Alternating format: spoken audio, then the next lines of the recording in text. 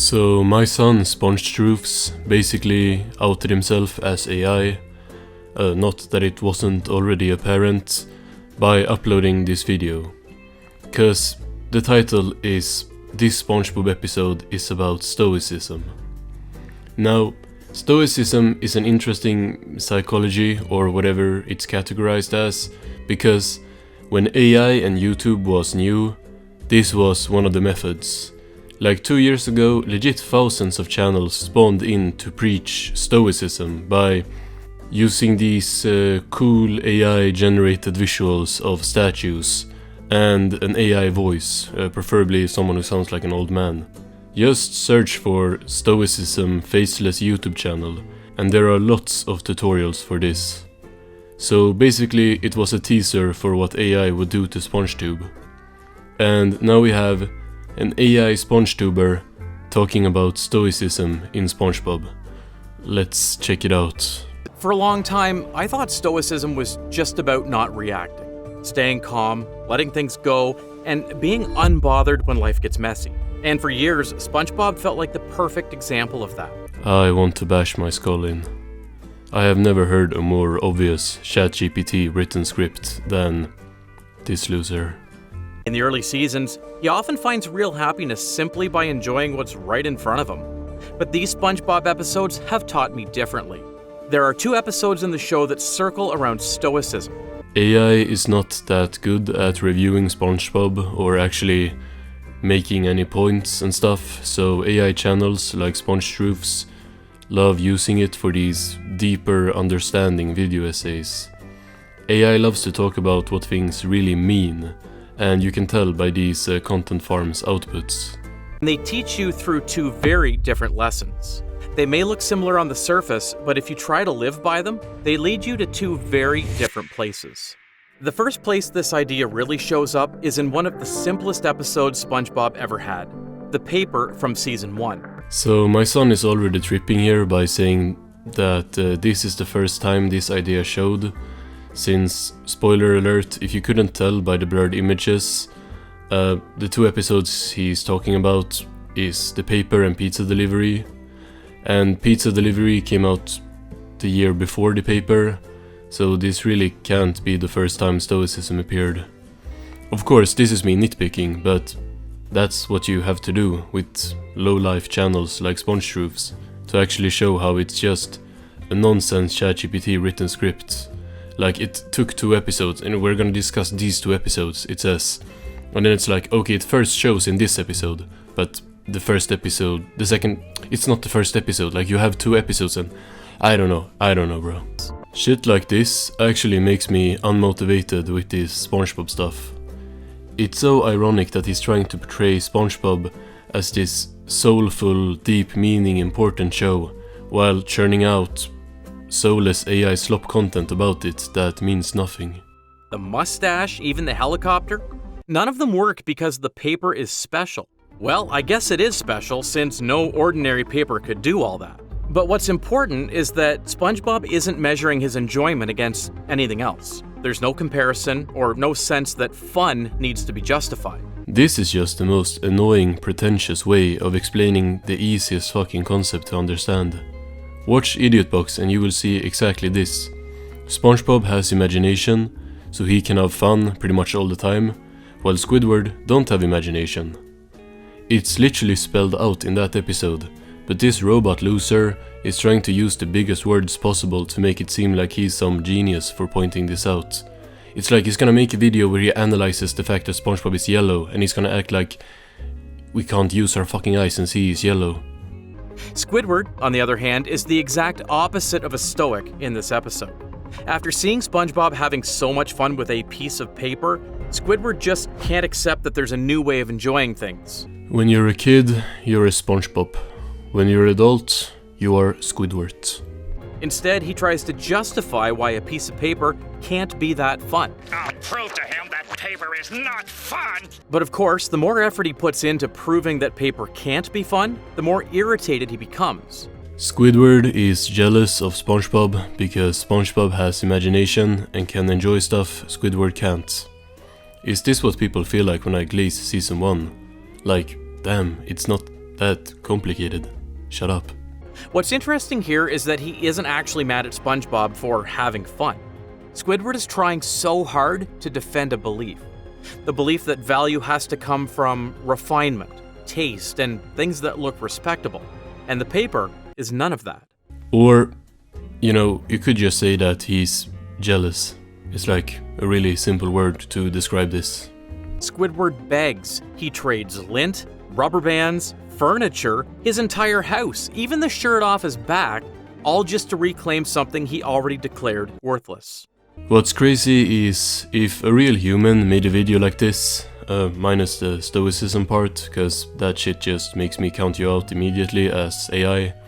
But if a real channel discussed the symbolism here of the paper, I would at least hear them out. But it is legit just ChatGPT trying to make a sentence into the premise and script for a whole video. Like, it's so obvious, it's not even overanalyzing, it's just word shitting or whatever it's called. This is exactly what Seneca was warning in one of his writings, Letter from a Stoic. He stated, "It is not the man who has too little who is poor, but the one who hankers after more."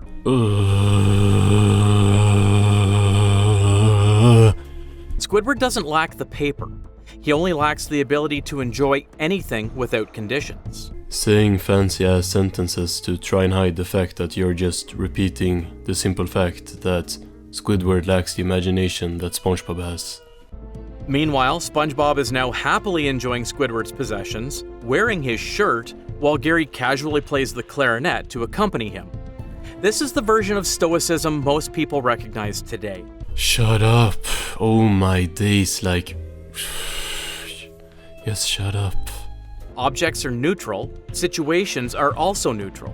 What matters is how we interpret them. Or, as the famous Marcus Aurelius sums up in his Meditations, book number 7, very little is needed to make a happy life. It is all within yourself, in your way of thinking. You're not even quoting bro right. Like, if you're gonna highlight the words, at least say the words, and don't interpret it your own robot way. I've heard people say their lives became better when they put that into application. But it's also only half of what Stoicism was originally about. Because in the original Stoic school, this wasn't the end of the lesson. It was only the starting point. It's not this, it's this. If you missed the last video on this loser, he really likes using this type of sentence construction. This isn't just weather, it's judgment. This isn't passion, it's compulsion. They're not tributes, they're warnings. And that's something that ChatGPT likes too. It's like one of the biggest red flags for AI is saying stuff like it's not X, it's Y. So, yeah. The contentment works perfectly here, because fortunately, nothing in this episode actually matters. It's just a piece of paper. Huh? So him trading his house away and losing all of his possessions, like even his own shirt, don't matter to him, or what? That's where the next lesson would step in and say, but what do you do when contentment isn't enough? Will you still be content when the stakes aren't trivial? I can only imagine what you look like IRL. In another episode called Pizza Delivery, this episode quietly puts SpongeBob through the 4 classical Stoic virtues, one by one, and tests whether he'll drop them when things get worse. True, I think everyone thought of this. I love the scene of SpongeBob misquoting Marcus Aurelius. None of this is ideal, but since a promise has already been made, SpongeBob and Squidward have to finish the job. And from a Stoic perspective, that detail matters, because once you give your word, it determines what it says about your character. Yo, by the way, did everyone forget that Sponge Truths just changed the voice on the channel like multiple times? Ever wondered why SpongeBob SquarePants, of all places, lives in a pineapple under the sea? For a long time, I thought Stoicism was just about not reacting. Staying calm, letting things go. And still, it's not obvious that he's AI. That's already the first test focusing on what's required now, rather than to keep questioning what's fair for them in the first place. Once they're on the road, everything starts unraveling in the dumbest way possible. The irony of calling anything in Spongebob dumb when this is your channel is crazy. He's constantly trying to orient himself, because that's a survival technique when you get lost, right? The methods themselves are ridiculous, but his instinct is solid. Regain direction before you panic. This is the virtue of wisdom in its most practical form. Like, I'm gonna feel dumb for overanalyzing Spongebob in my videos now. This is just the biggest nothing burger ever.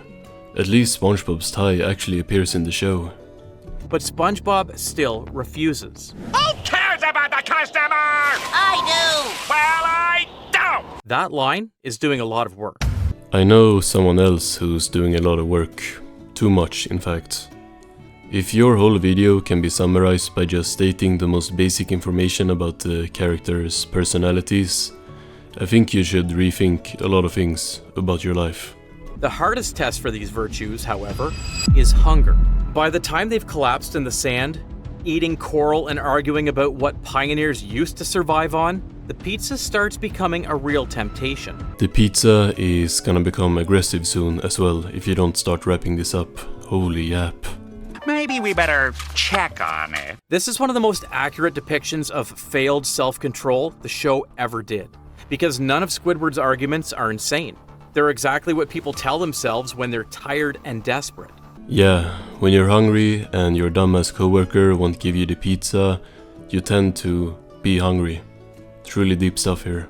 It's almost impossible for humans to totally avoid temptation, but you still have to prevent that temptation from dictating your actions. When Spongebob snaps out of it and slams the box shut, that's temperance in action. Big words. Big words. Spongebob big word pants okay. And finally, there's courage, the virtue that people misunderstand the most. Because stoic courage is different from confidence. It's persistence without certainty. I'm gonna unplug you. Like, son, wrap it up. We get it. Pizza gets rejected, and Spongebob breaks down. From a modern perspective, this looks like failure. But from a stoic one, it isn't. Because the outcome was never the measure. The conduct was. It's not just a boulder. It's a rock. 4 more minutes. Unfortunately, this is where Squidward finally breaks, undeservedly. Squidward has been enduring this entire journey in a very different way. Unlike Spongebob, he's holding on to resentment the entire time. Every setback becomes evidence that the delivery never mattered in the first place. He has such a way with words to make 500 of them needed when one sentence would have sufficed. Squidward grumpy, Spongebob happy.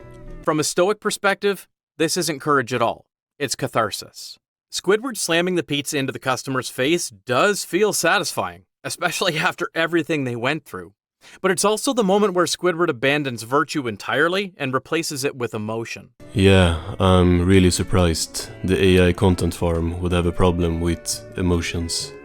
He can't fix the journey nor the outcome now, so he fixes his pride instead. The irony itself is brutal here. Spongebob did everything right and still suffered. Meanwhile, Squidward did everything wrong and walked away feeling justified. He didn't do it for himself, he did it for Spongebob. I get you're getting your sources from a misquoted 2,000-year-old book, but it's really not that hard to understand if you're human. Because pizza delivery never asked which response feels better at the moment. Instead, it wants you to focus on which one you can actually live with afterward. Stoicism never promised emotional numbness. It's part of the journey. It also promised that virtue doesn't depend on outcomes. I don't even know what to say. He's losing me. I think he's using too complicated words for my human brain. Wait, why ice cubes?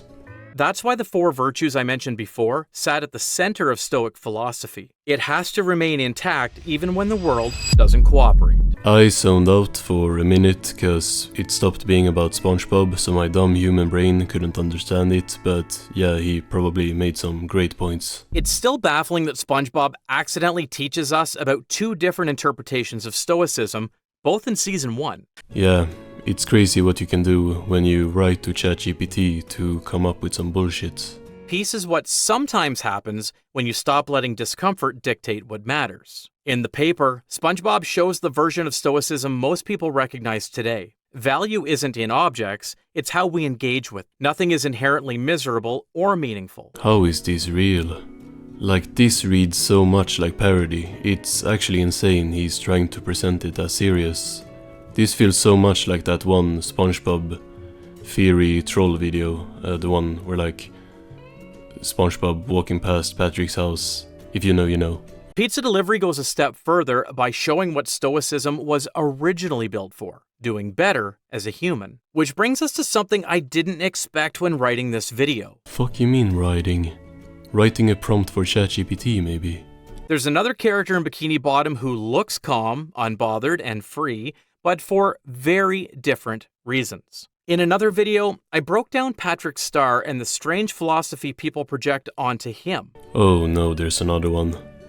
We are not watching this shit. Like, I'm just happy this thing is over. Shut up. Yeah, he's no child support still. He's a robot.